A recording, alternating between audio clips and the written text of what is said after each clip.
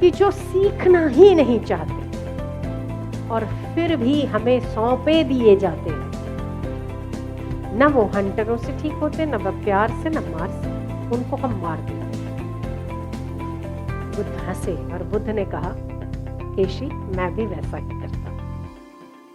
केशी नामक एक व्यक्ति जो घोड़े की संभाल रखता था और घोड़े को प्रशिक्षण देता था।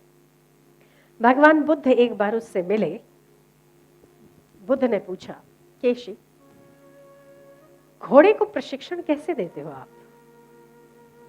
केशी ने कहा, कुछ घोड़े ऐसे होते हैं जो प्यार से शिक्षा ले लेते हैं, उसे कुछ कहना नहीं पड़ता, प्यार प्यार से शिक्षा ले लेते हैं। बुद्ध ने पूछा, बस सभी प्यार से लेते हैं? नहीं मां बनते, सब प्यार से तो नहीं लेते। जो प्यार से नहीं लेते उन्हें प्यार और मार दोनों से प्रशिक्षित किया जाता है, दोनों को एजुकेट ऐसे किया जाता है दूसरे नंबर के घोड़े। केशी, क्या मार से और प्यार से घोड़े शिक्षित हो जाते हैं? नहीं बोधिसत्व, कुछ कुछ ऐसे होते हैं जो मार से भी ठीक नहीं होते, उन्हें हंटरों से ठीक किया जाता है। बुद्ध ने फिर पूछा, केशी, क्या हंटरों से भी घोड़े शिक्षित हो जाते हैं? केशी ने कहा, भगवान, कुछ ऐसी कैटेगरी के घोड़े होते हैं जो न मार से ठीक होते हैं, न प्यार से ठीक होते हैं, न हंटरों से ठीक होते हैं, उन्हें हम मार देते हैं, उन्हें हम खत्म कर देते हैं। बुद्ध ने कहा, अच्छा। केशी ने फिर पूछा, बोधिसत्व, क्या मैं एक सवाल करूं आपसे? आप अपने शिष्यों को कैसे प्रशिक्षित करते हैं, कैसे एजुकेट करते हैं?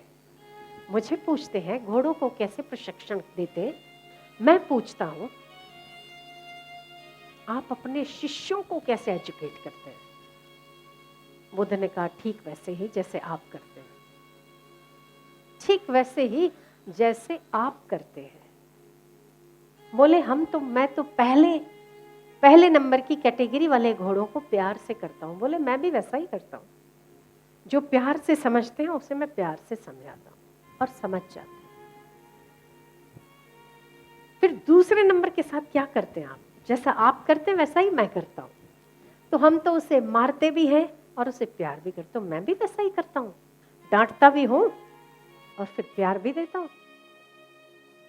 अच्छा, फिर जो आगे थोड़े से और रिजिड होते हैं, थोड़े टाइप के, उन्हें मैं हंटरों से ठीक करता हूं। केशी, घोड़े के प्रशिक्षण में और मनुष्यों के मन के प्रशिक्षण में कोई खास ज्यादा अंतर नहीं है। मन को भी घोड़े के साथ कंपेयर किया गया है, उसके साथ उसकी जो घोड़े की गति और मदमस्त हाथी की गति से भी तेज गति मन की कही गई है। तो मैं भी कुछ कुछ ऑपरेशन की जरूरत जब पड़ती है तो मैं वो भी करता हूं। बनते चौथे नंबर के घोड़ों की कैटेगरी ये होती है कि जो सीखना ही नहीं चाहते और फिर भी हमें सौंपे दिए जाते हैं। न वो हंटरों से ठीक होते, न वह प्यार से, न मार से, उनको हम मार देते हैं। बुद्ध हंसे और बुद्ध ने कहा, केशी, मैं भी वैसा ही करता हूं। केशी की आंखें फट गई। बोधिसत्व, मैं तो समझता था अहिंसा परमो धर्म, अहिंसा का उपदेश देते हैं आप। बुद्ध से ही तो अहिंसा का धर्म चला है, बुद्ध ही कहते हैं अहिंसा परमो धर्म। वही आप बुद्ध, कोई सुन तो नहीं रहा।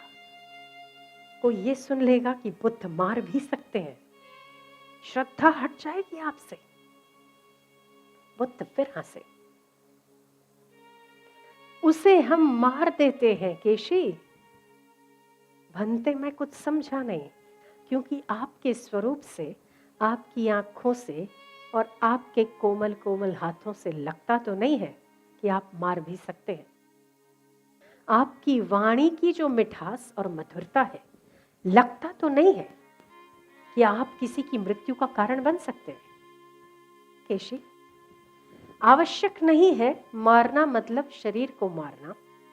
जो लोग तत्व ज्ञान के उपदेश के लिए या भगवत भक्ति के लिए तैयार नहीं होते, जिनकी रुचि बार बार विषय, वासना, इच्छा और बार बार संग के प्रभाव के कारण संसार की ओर आकर्षित होती रहती है, थोड़ा सा हम चलाते हैं, थोड़ा सा वो चलते हैं, जब हमारी निगरानी नहीं रहती है वो फिर से गिरते हैं, ऐसे लोगों को हम संघ में शामिल नहीं करते।